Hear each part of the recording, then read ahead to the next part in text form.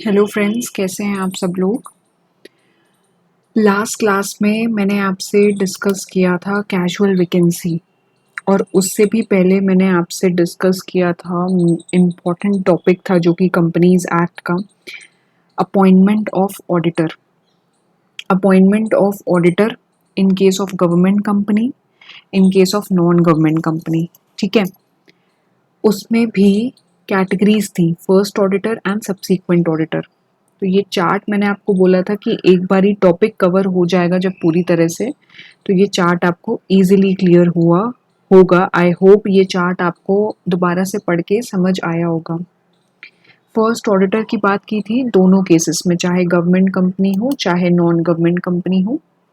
फिर उसके अलावा हमने बात की थी सब्सीक्वेंट ऑडिटर की, उसी में ही गवर्नमेंट कंपनी में एंड नॉन गवर्नमेंट कंपनी में। फिर कैजुअल वैकेंसी फाइलिंग की बात की थी government company and non government company में, जिसमें मैंने आपको बताया था कि कैजुअल वैकेंसी की अगर फाइलिंग की बात की जा रही है, पहले तो कैजुअल वैकेंसी अराइज किस किस रीजन से हो सकती है, तो ऑडिटर रिजाइन कर दे या उसकी डेथ हो जाए, है ना।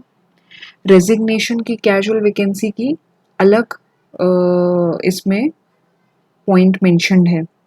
अगर रेजिग्नेशन की वजह से ऑडिटर रिजाइन हो रहा है या फिर डिस्क्वालिफाइड हो गया तो कैजुअल वैकेंसी अराइज हो गई, जो मैंने हम लोग ने बेसिकली पढ़ा था सेक्शन 141 में।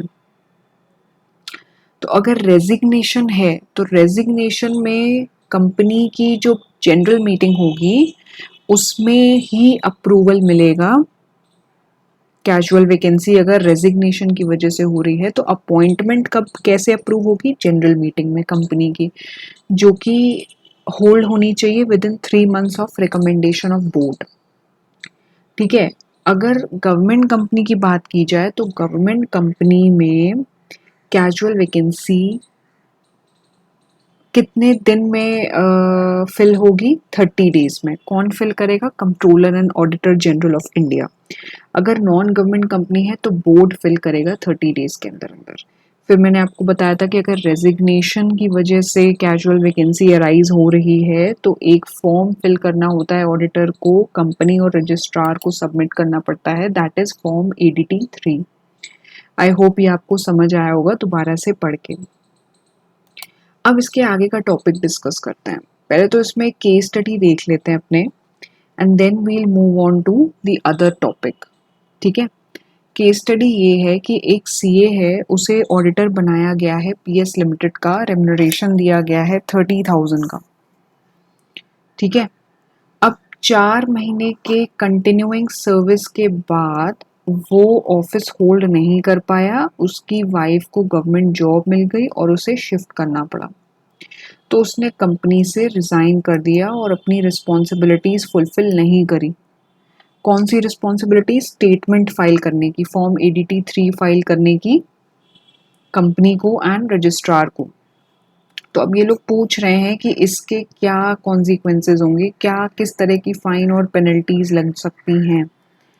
तो अगर फाइन और पेनल्टीज की बात करें तो मैंने आपको बताया था कि एक हेवी पेनल्टी इम्पोज होती है ऑडिटर पे अगर वो स्टेटमेंट फाइल ना करे कंपनी और रजिस्ट्रार को, अपना रीजन ना इंडिकेट करे रेजिग्नेशन का। तो सबसे पहले हमें प्रोविजन कोड करना है आंसर शुरू करने से पहले। सेक्शन 140 सबसेक्शन 2 का रेफरेंस देना है कि किस तरह की पेनल्टी इम्पोज होती है अगर कंप्लाइंस ना हो सेक्शन का। फाइन लगता है which shall not be less than 5,000 rupees और the remuneration of auditor whichever is less but which may extend to 5 lakh rupees. ठीक है, ये हमने इस वाले सेक्शन में पढ़ा था, जो इससे पहले हमने जो कल देखा था कि ये स्टेटमेंट एक फाइल करना होता है फॉर्म ADT 3 में ऑडिटर को। अगर वो फाइल नहीं करेगा, रीजंस नहीं बताएगा अपने रेजिग्नेशन के, तो उसे पेनल्टी लगेगी। ठीक है, subject to a maximum of 5 lakh rupees. तो इस केस में क्योंकि ऑडिटर की रेम्यूनरेशन 30,000 है एंड 5,000 रुपए तो मिनिमम फाइन है ही है। ठीक है, अब इसमें विच एवर इज लेस, तो विच एवर इज लेस तो 5,000 रुपीज हुआ। ठीक है, तो 5,000 रुपए तो लेवी होगी ऑडिटर के ऊपर फाइन, क्योंकि उसने ADT 3 में स्टेटमेंट फाइल नहीं किए कंपनी को, रजिस्ट्रार को, कि उसने रिज़ाइन क्यों दिया और अपने रीजंस, और मेनली बताना, एक तरह से ऑफिशियली बताना कि रेजिग्नेशन देना है, मुझे रेजिग्नेशन दे दिया है कंपनी से। तो फाइन वैसे तो 5,000 मिनिमम है, बट इसमें जो इस केस में लगेगा वो 30,000 जो है वो मैक्सिमम हो जाएगा, बट उसकी कैपिंग दी हुई है 5 लाख रुपए, जो कि सेक्शन में मेंशन्ड है। ठीक है, तो उस हिसाब से जब आप अपना आंसर कंक्लूड करोगे तो आप ये लिखोगे कि फाइन जो होगा as per section 140 subsection 3 shall not be less than 30,000 but which may extend to 5 lakh rupees। 5 lakh rupees तब एक्सटेंड होता है जब कंटिन्यूइंग फेलियर हो।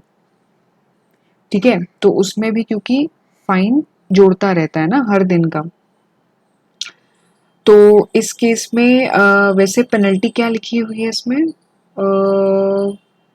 एक मिनट, 5,000 नहीं है, this is 50,000, I am so sorry, 5,000 नहीं है इसमें, 50,000 है penalty.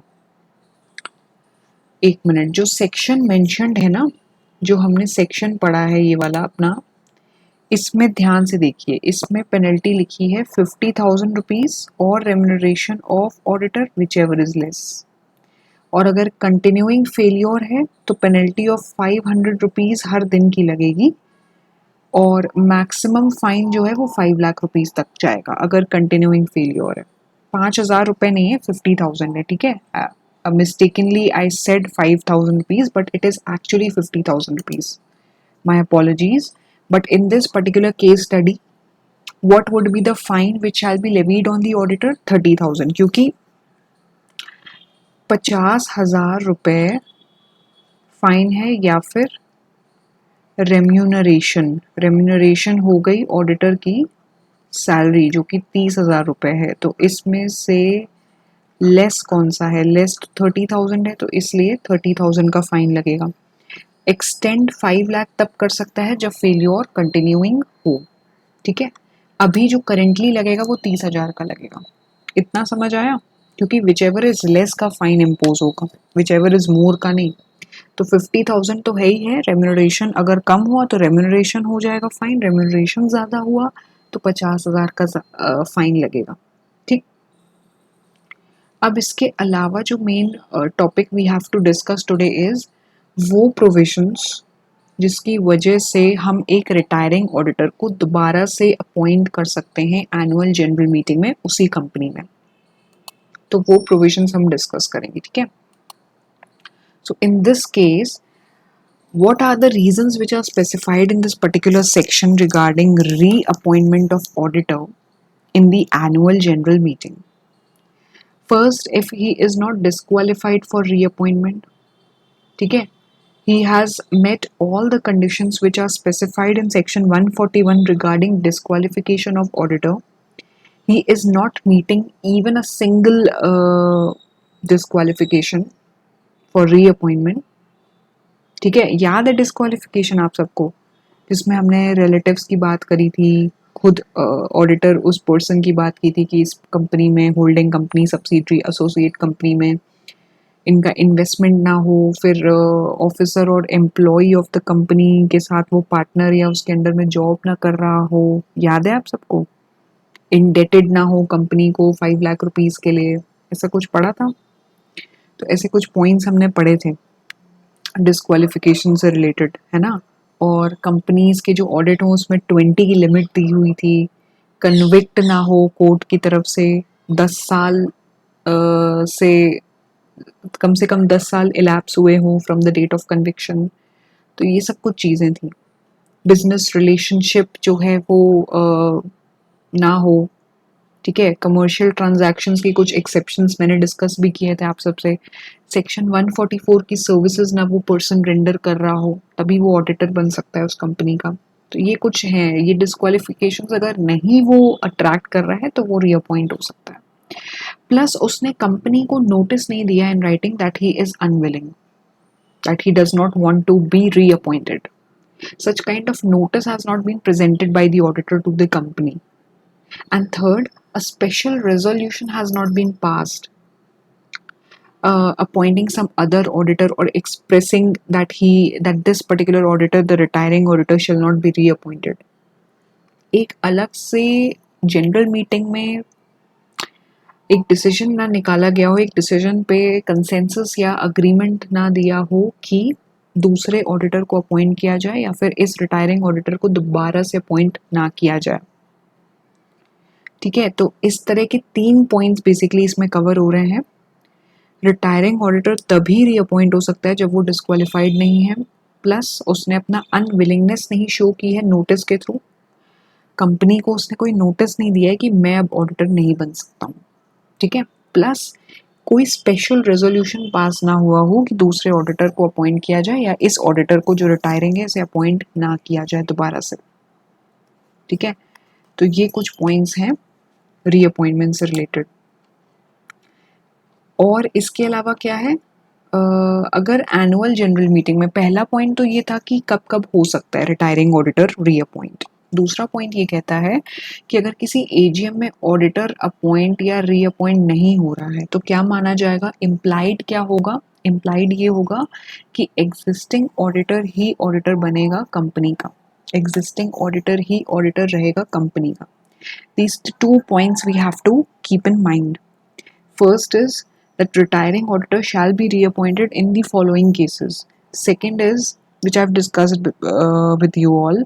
Second point is that if in any annual general meeting auditor is not appointed or reappointed, any other auditor is also not appointed, and that particular retiring auditor is also not reappointed, then in that particular situation the existing auditor जो कि उस समय present है उसी को auditor माना जाएगा company का, वही कंटिन्यू करेगा।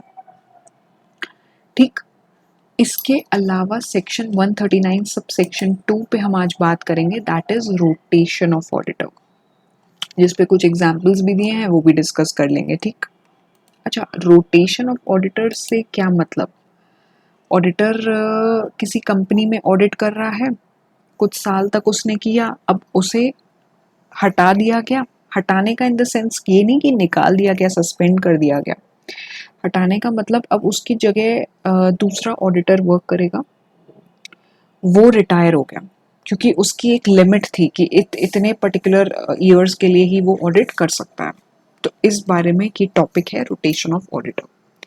अच्छा, कुछ क्लास ऑफ कंपनीज ही ऐसी होंगी जिसपे ये पर्टिकुलर सेक्शन अप्लाई करेगा, एंड इसमें 1 person companies and small companies exclude करेंगी। मतलब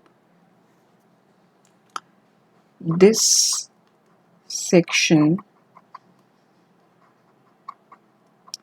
does not apply to 1 person company and small companies। ठीक है, इसमें 1 पर्सन कंपनी स्मॉल कंपनी के लिए कोई ये सेक्शन नहीं अप्लाई करेगा।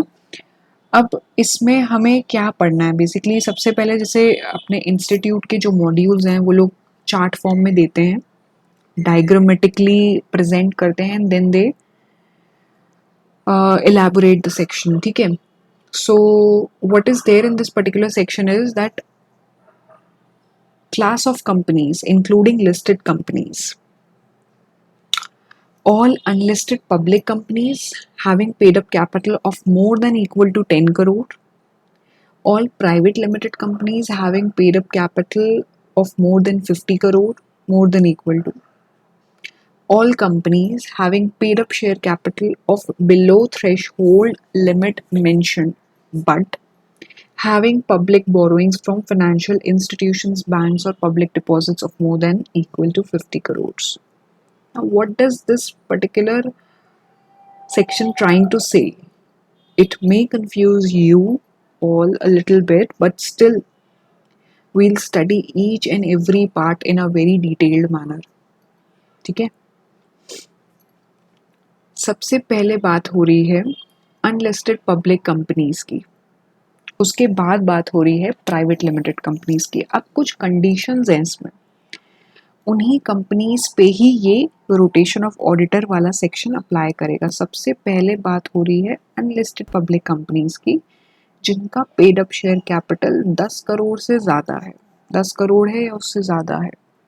फिर प्राइवेट कंपनीज जिनका paid up share capital 50 crore या उससे ज़्यादा है। उसके बाद बात हो रही है, अच्छा इनमें जो कंडीशंस हैं, बीच में एंड नहीं लिखा है, समझना भी। फिर सारी कंपनीज जिनका पेड अप शेयर कैपिटल उस थ्रेशहोल्ड लिमिट के अकॉर्डिंग है जो हमने जिसकी बात की, unlisted public companies and private limited companies.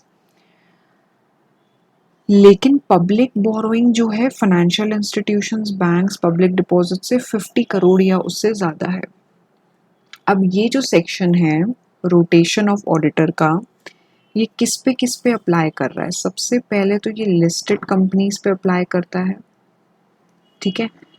Unlisted company पे भी अप्लाई कर रहा है, अनलिस्टेड पब्लिक कंपनी पे भी अप्लाई कर रहा है, लेकिन पेड अप शेयर कैपिटल की जो बात हो रही है वो 10 करोड़ की बात हो रही है, 10 करोड़ या उससे ज़्यादा। फिर प्राइवेट कंपनी पे भी बात कर रहा है जिसका paid up share capital 50 crore या उससे ज़्यादा हो। तो इन टोटलिटी ये 3 ऐसी कैटेगरीज हैं कंपनीज की जिसमें हमारा ये सेक्शन अप्लाई करेगा। इसके अलावा इन लोग ने एक बात और लिखी है कि जो बोरोइंग्स हों इन कंपनीज में जिनकी बात करी है मैंने, listed company, unlisted public company, private company, ठीक है, इनमें पब्लिक बोरोइंग्स की बात हो रही है, जो भी फाइनेंशियल इंस्टीट्यूशन से, बैंक से या फिर पब्लिक डिपॉजिट्स भी होते हैं, वो 50 करोड़ या उससे ज़्यादा। अब इसके हम लोग एग्जाम्पल्स देखते हैं पहले।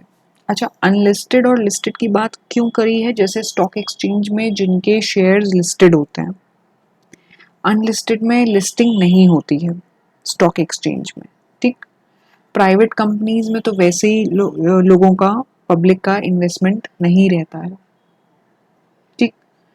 अब इसमें एग्जाम्पल्स क्या है, एग्जाम्पल्स क्या क्या है इसमें पहले वो देखते हैं।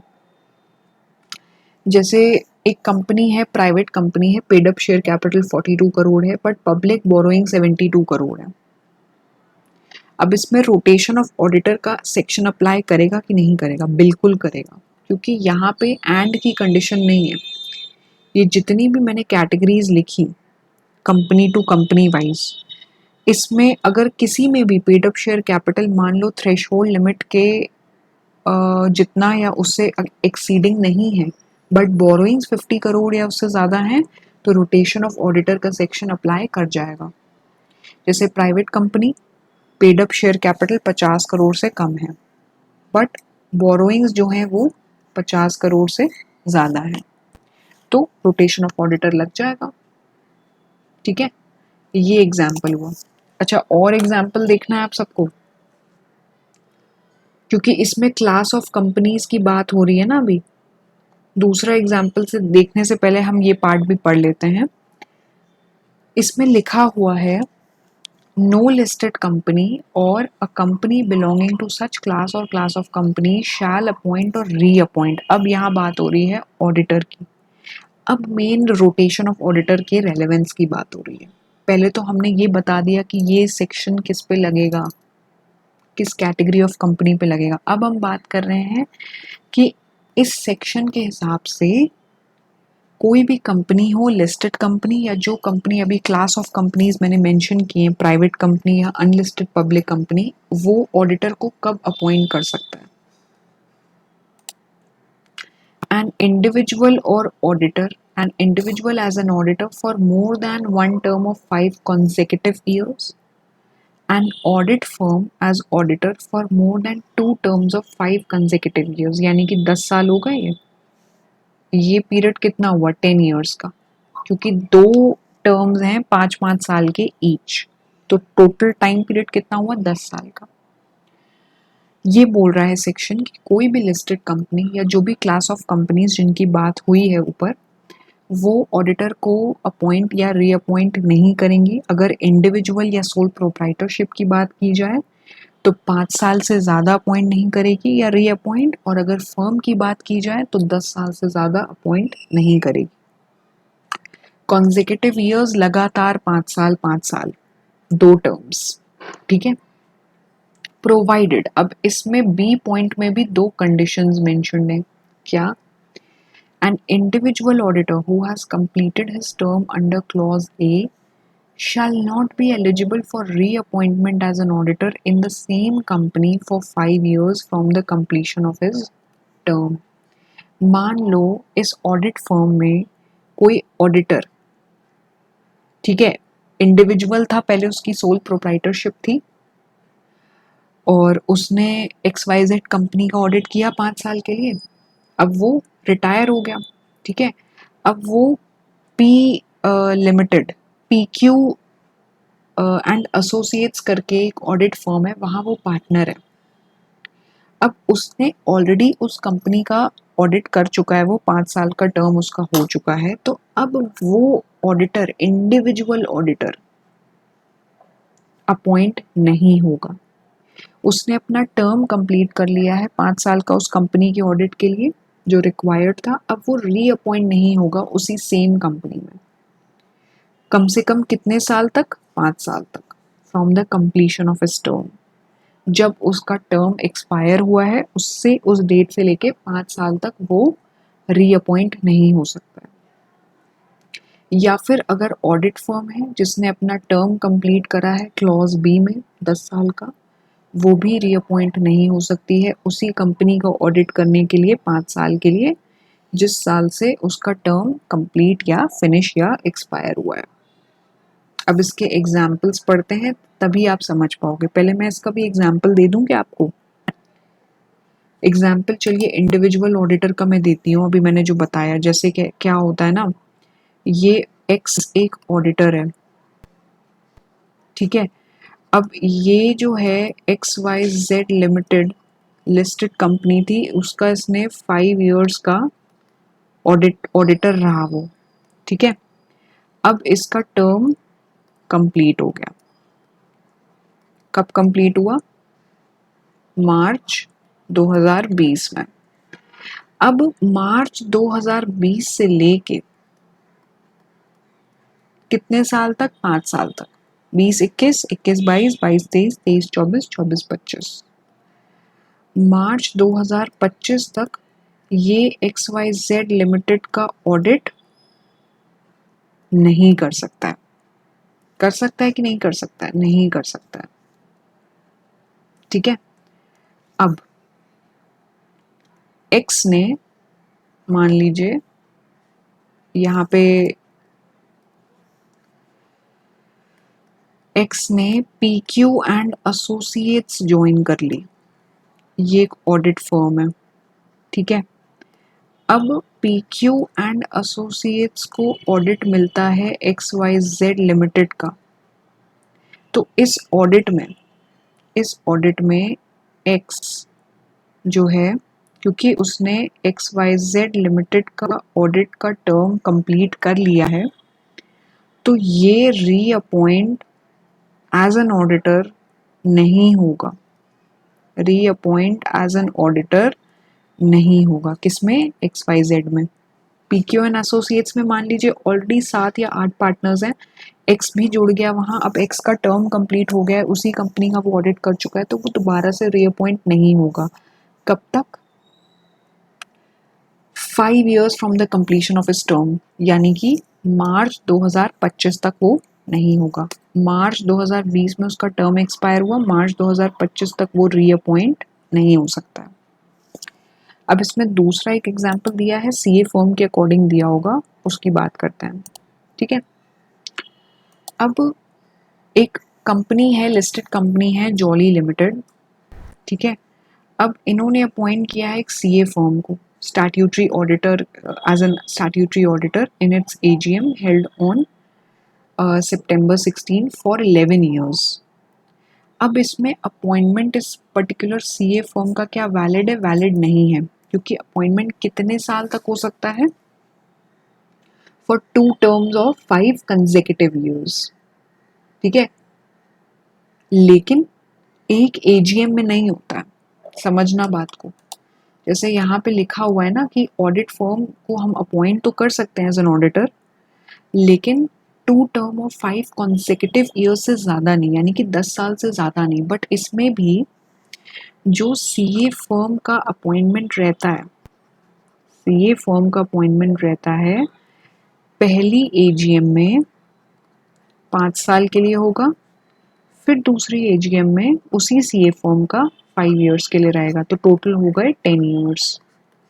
ठीक है, ये करेक्ट तरीका है। ऐसा नहीं होता है कि एक एजीएम में 10 साल का अपॉइंटमेंट हो जाए। This is not done, this is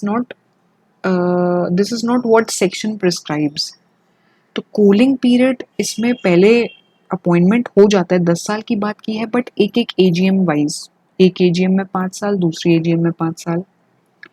appointment जो है एक एजीएम में इकट्ठा एक साथ नहीं होता है। फर्दर कूलिंग पीरियड 5 इयर्स का दिया जाता है from the completion of term.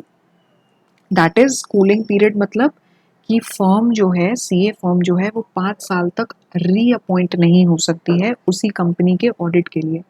कब से 5 साल? After completion of 2 terms of 5 consecutive years. यानी कि जब ये 10 साल कंप्लीट हो जाएंगे ना, मान लीजिए 10 साल कंप्लीट हो रहे हैं मार्च 2020 में, ठीक है, अब मार्च 2030 तक, नहीं, गलत है ना, वही मैं आपको देखना ही जा रही थी।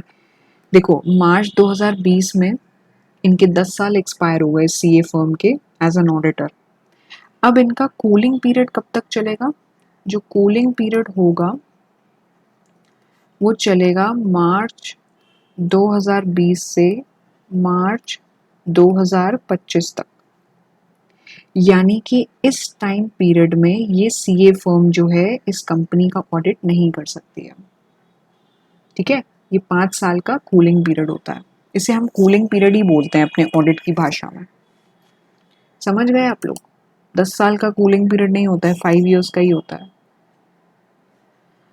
फिर इसमें कुछ पॉइंट्स दिए गए हैं, 2 पॉइंट्स दिए गए हैं, मेरिट्स दिए गए हैं कि पहला पॉइंट ये बोलता है कि अपॉइंटमेंट डेट पे no audit firm having a common partner और partners to the other audit firm whose tenure has expired in a company immediately preceding the financial year shall be appointed as the auditor of the same company for a period of 5 years. Appointment date, जिस date पे उस company में auditor का, CA firm का, basically audit firm का appointment होना है, तो अगर उसमें कोई कॉमन पार्टनर है, जैसे मैंने आपको बताया कि अगर मान लीजिए कोई ऐसा पर्सन है जिसकी पहले इंडिविजुअली सोल प्रोप्राइटरशिप थी, उसने कंपनी का ऑडिट किया 5 साल के लिए और अभी उसका कूलिंग पीरियड चल रहा है, 5 इयर्स हो गए, टर्म एक्सपायर हो गया, तो अब कूलिंग पीरियड चल रहा है, तो उस फर्म में कॉमन पार्टनर, यानी कि उसने मान लीजिए सोल प्रोप्राइटरशिप एंड करके एक दूसरी पार्टनरशिप फर्म में वो पार्टनर बन गया और उस पार्टनरशिप फर्म को, सीए फर्म को ऑडिट मिलता है उसी कंपनी का जिस कंपनी में उस पर्सन ने ऑडिट किया था, तो कॉमन पार्टनर हो गया। अब उसका टेन्योर तो एक्सपायर हो गया है कंपनी में पिछले साल ही, immediately preceding the financial year. Financial year मतलब जिस ईयर में ऑडिट अपॉइंटमेंट होना है, तो वो ऑडिट फर्म भी ऑडिटर नहीं बन सकती है।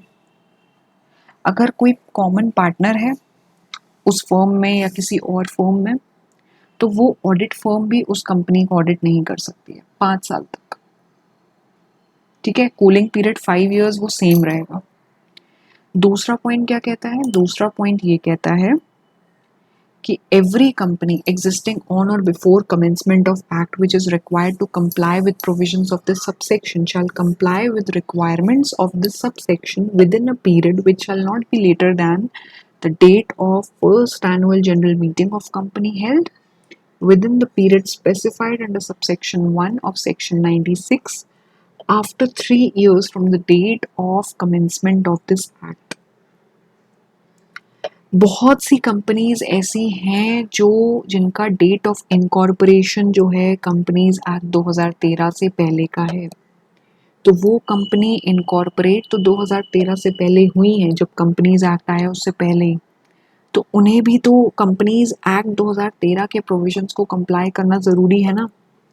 और ये जो सबसेक्शन की बात हो रही है उसे फॉलो करना ज़रूरी है। तो वो कैसे कंप्लाई करेंगी, कैसे फॉलो करेंगी? जब उनकी फर्स्ट एनुअल जनरल मीटिंग हुई होगी, ठीक है, इसमें साफ साफ लिखा है within a period which will not be later than the date of first AGM, ठीक है, and after 3 years from the date of commencement of this act. मतलब फर्स्ट एजीएम जब हुई होगी कंपनी की, तो उस दिन से अगर देखा जाए तो उस दिन से लेट नहीं होना चाहिए, ठीक है, उस दिन से लेट नहीं होना चाहिए। और जब एक्ट कमेंस हुआ, कंपनीज एक्ट, उसके 3 साल के बाद, एग्जाम्पल देखते हैं। एग्जाम्पल क्या है इसमें? एक सीए है, इंडिविजुअल ऑडिटर है कंपनी का 5 साल तक, ठीक है, as on March 2013, existing on और before the date of company commencement of companies act. अब देखो ट्रांजिशन पीरियड इसमें 3 years का होता है, यही कहने की बात हो रही है इसमें, ठीक है, ट्रांजिशन पीरियड 3 years का होता है। मिस्टर राज सीए ऑडिटर था 5 साल के लिए, मार्च 13, है ना, कंपनीज एक्ट कमेंस होने से पहले वो ऑडिटर था। अब ट्रांजिशन पीरियड को ध्यान में रखते हुए मिस्टर राज जो ऑडिट कर सकता है वो कर सकता है अप टू फर्स्ट एजीएम तक, जो कि हो जानी चाहिए कब तक? After 3 years from the date of commencement of act. भाई कंपनीज एक्ट से पहले पहले ही वो ऑडिट करता आ रहा है कंपनी का, उसे तो पता नहीं था भाई ये लिस्टेड कंपनी है और इसमें तो हम रोटेशन उसका सेक्शन अप्लाई होगा, क्योंकि कंपनीज एक्ट तो बाद में आया है। तो वो 5 साल से कर ही रहा है ऑडिट, हो सकता है उससे ज़्यादा हो गया उसे। तो अब ट्रांजिशन पीरियड की बात हो रही है यहाँ, यानी कि अब वो कितने टाइम तक और ऑडिट कर सकता है, क्योंकि कंपनीज एक्ट 2013 में आ गया था। तो जब फर्स्ट एजीएम हुई कंपनी की, ठीक है, तब तक ही वो ऑडिट कर सकता है।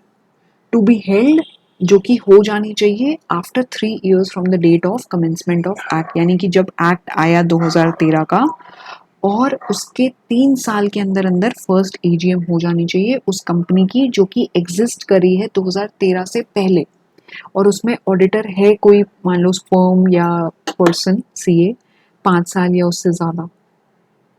तो वो होल्ड कब तक करेगा, ऑडिट कब तक कंटिन्यू कर सकता है? अप टू फर्स्ट एजीएम, जो कि हो जानी चाहिए after, to be held after 3 years from the commencement of act, date of commencement of act, ठीक है। कमेंसमेंट यानी कि एक्ट जब आया उसके 3 साल के बाद जब फर्स्ट एजीएम हुई, ठीक है, तो उसमें उस डेट तक ही वो ऑडिट होल्ड कर सकता है।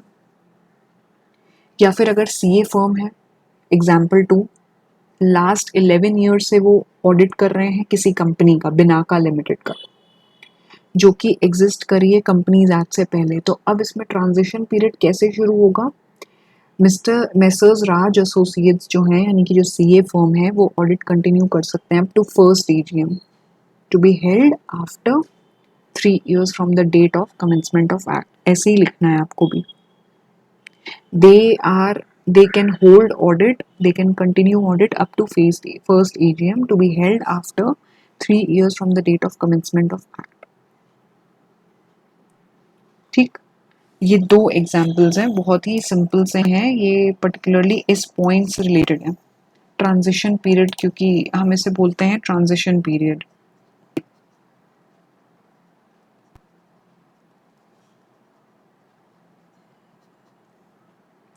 मेनली उन कंपनीज की बात हो रही है जो 2013 कंपनीज एक्ट से पहले की हैं और उन्हें ये सब सेक्शन कंप्लाई करना ही करना है, ठीक है।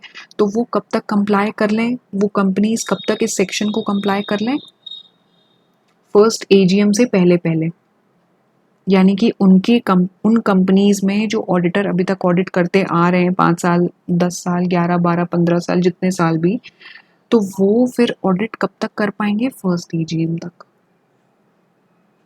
ठीक है, साफ साफ क्योंकि इसमें लिखा है it shall not be later than the date of first AGM of the company held.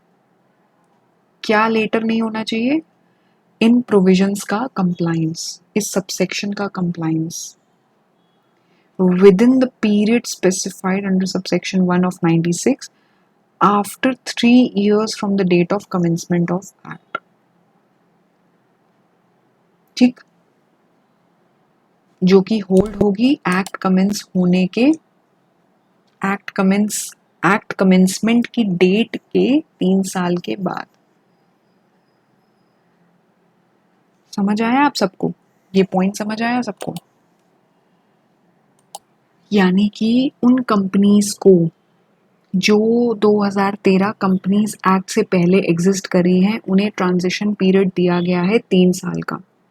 3 साल तक भी वो भले आराम से ऑडिट करवाएं अपने ऑडिटर से जो उनका एग्जिस्टिंग चला आ रहा है, लेकिन 3 साल के बाद उन्हें इन प्रोविजंस को कंप्लाई करना होगा, इस सबसेक्शन को कंप्लाई करना होगा। और वो कब तक कर सकती हैं? जो उनकी फर्स्ट एजीएम डेट होगी तब तक। अगर इसे इजी टर्म्स में कहा जाए तो ये कहा जाएगा कि कंपनीज जैसे भी ऑडिट करवा रही हैं अपना करवाती रहें।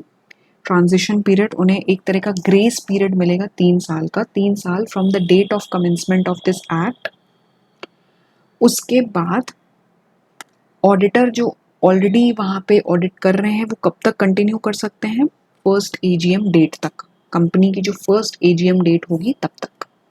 ठीक, अब इसके अलावा के टॉपिक्स जो इसके बाद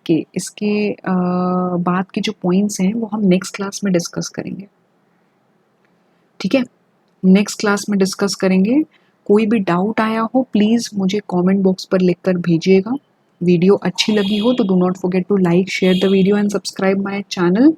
Press the bell icon for latest updates and also follow me on Instagram by the name CA Jyoti Tutorials। ठीक है, बाद के टॉपिक्स हम नेक्स्ट क्लास में कवर करेंगे। ठीक है, थैंक यू।